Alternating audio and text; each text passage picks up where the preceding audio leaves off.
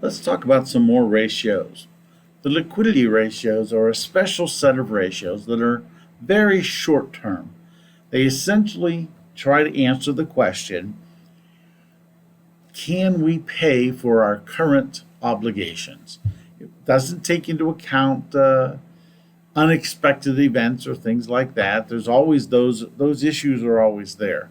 This really just looks at, given our current financial position, how well can we cover our current liabilities?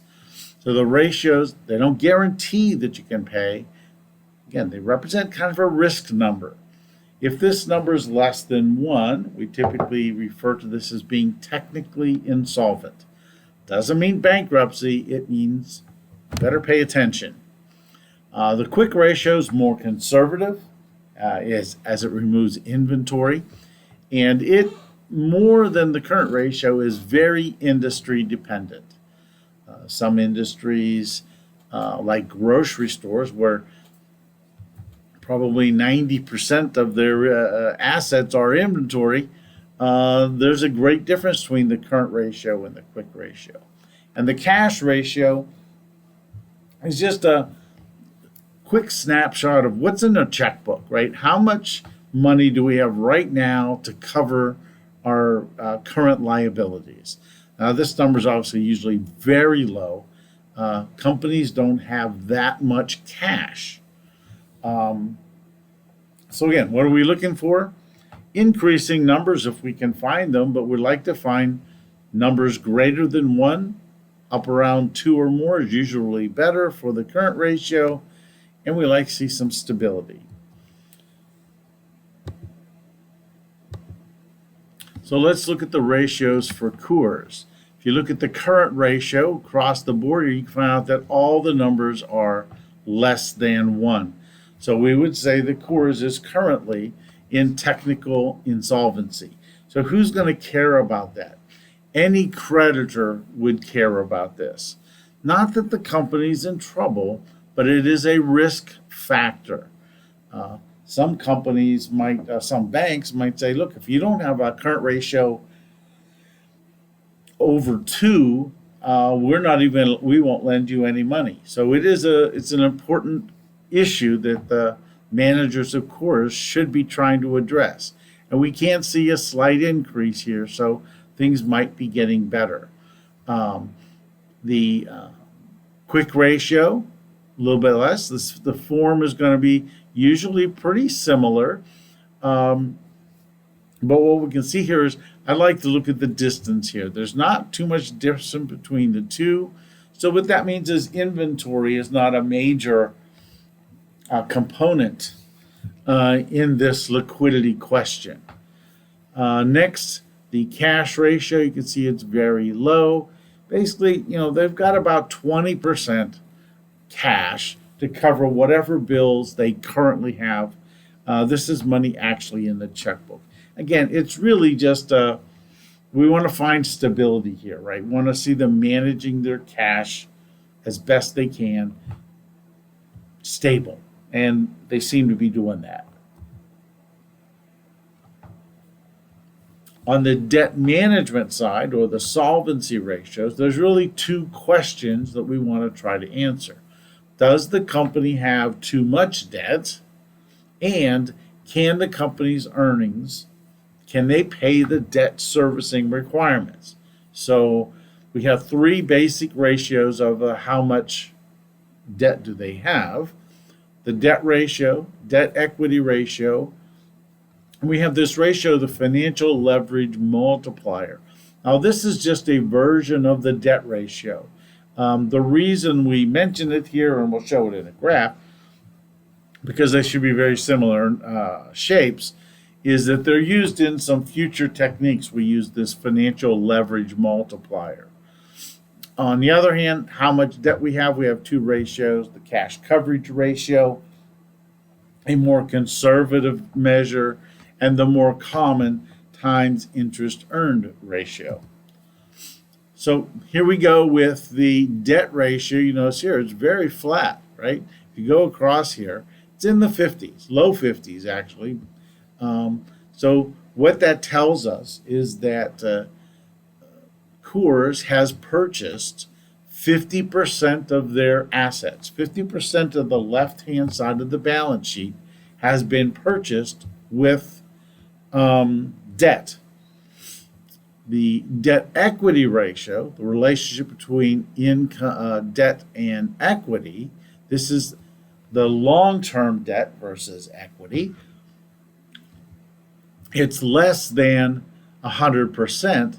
So what that means is that if you look at long-term debt and equity, there is more equity than long-term debt.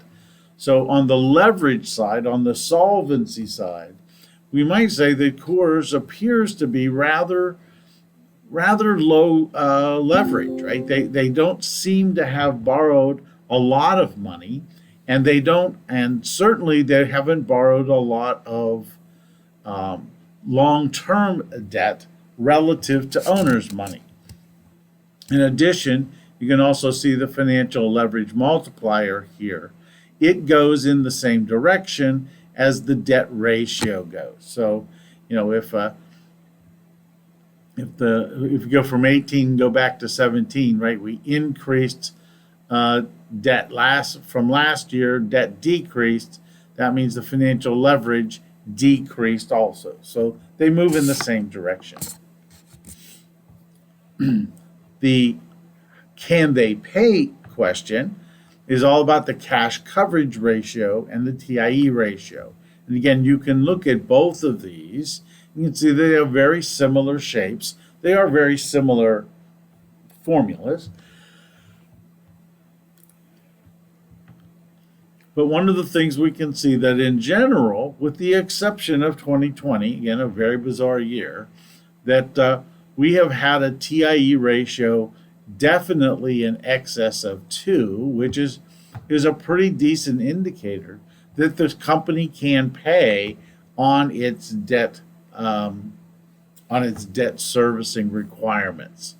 So in general, we can say that they have relatively low debt, and we also say that whatever debt they have more than enough ability to make those payments when they come due. Market value ratios, to me, are kind of important. They give us a picture, not so much of performance by management, but how do investors, how do the owners feel about the company? If owners are optimistic, that means they want to buy the stock. There's demand for the stock. We should see increasing prices. So we have two ratios. The PE ratio shows optimism, and the market to book value ratio compares the cost to buy the company, that's the market price, to the value of building the company, the book value.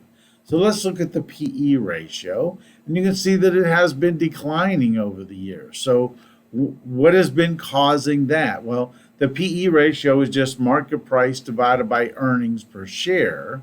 So we would think that this basically shows investors are not as happy with the company as they used to. The amount of money investors are willing to pay for the earnings of the company has declined. And since 2017, it has declined fairly substantially, almost 6 points. So, 6 into, that's almost 18. That's almost a 30% drop in value over 5 years. That is pretty substantial. Now, most of that drop happened in this first year, but there's still a rather steep drop in what we would show is the optimism of shareholders. The market to book value ratio, we want this number to be greater than 1. Greater than 1 means it costs more money to buy the stock than it does to build the company.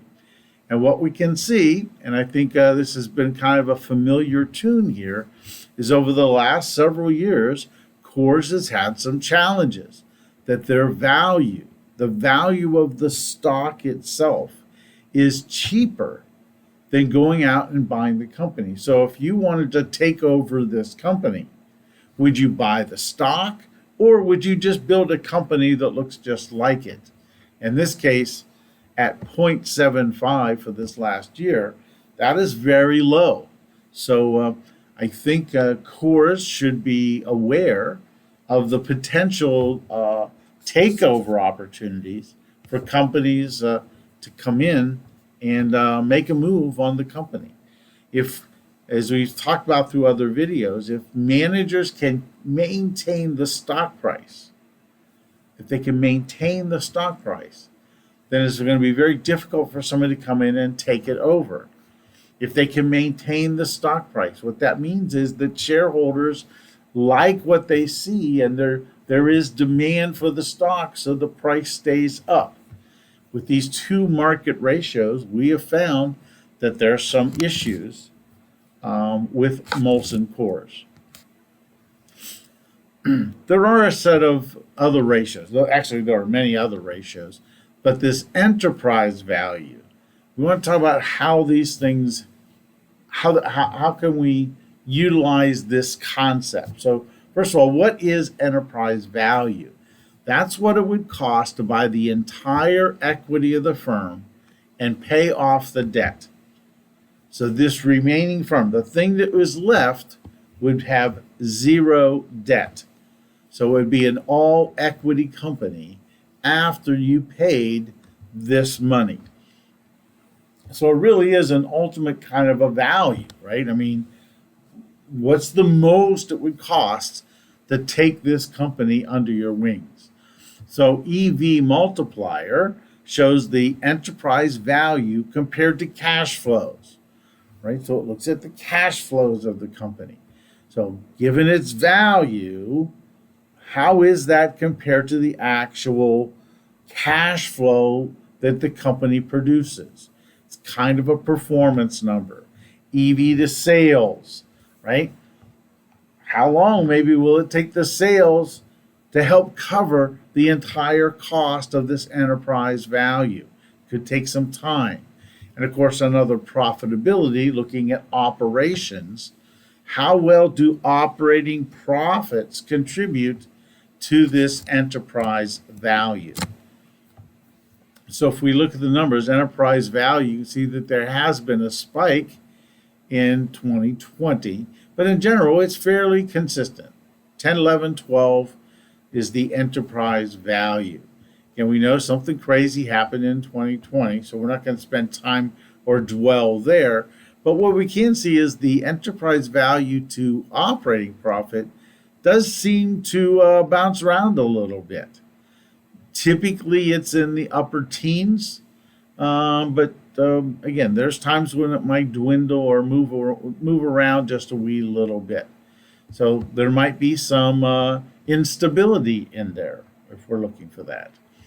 And again, enterprise value to sales, we can see a fairly consistent number, right? It stays fairly constant. So again, these are all ratios that we've been looking at that can help us get a picture of, we can't see the decisions that management makes, but we can see the outcome. What happens at the end of the year? How did they perform with the decisions that they made? Look forward to talking to you soon.